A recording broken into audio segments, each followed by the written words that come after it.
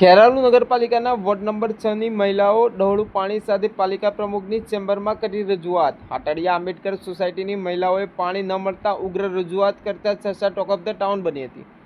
નગરસેવકો પૈકી મહેશભાઈ બારોટ સહિત ભરતભાઈ બારોટ અને રસિકભાઈ પરમાર સહિત પકાભાઈ પરમારના વોર્ડ નંબર 6 ની મહિલાઓ રજૂઆત કરવા પહોંચી હતી।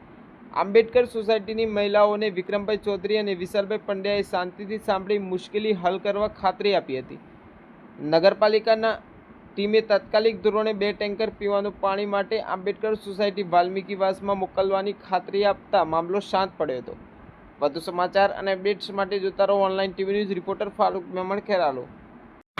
કોર્પોરેટરને પૂછ્યું એટલે કે વાલ તૂટી છે, એટલે અમારી વખતે વાલ તૂટી જાય, બીજાના મહેલામાં પોણી આવે ત્યારે વાલ તૂટતો નહીં। ગઈકાલે બેન સમજો વોર્ડ નંબર 2 માં તકલીફ હતી, વાલ તૂટી ગયો, દરરોજથી પોણી ના તકલીફ થઈ।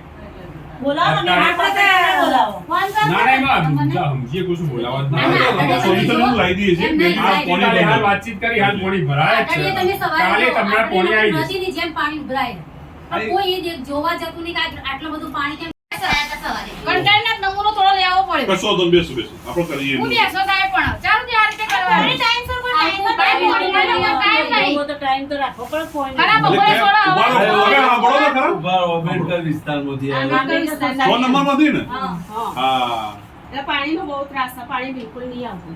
એવું છે ને પાણી જા ના જવાનું એ જગ્યાએ બે વાર છોડો। આ તમે આના ઘેર ખાલી સવારે પાણી પહેલા છોડી દો બાકી પીવાનું નાવા ધોવાનું તમે એવું છે ને પાણી કરવાનું પીવાની હાલ પાણી ઘરમાં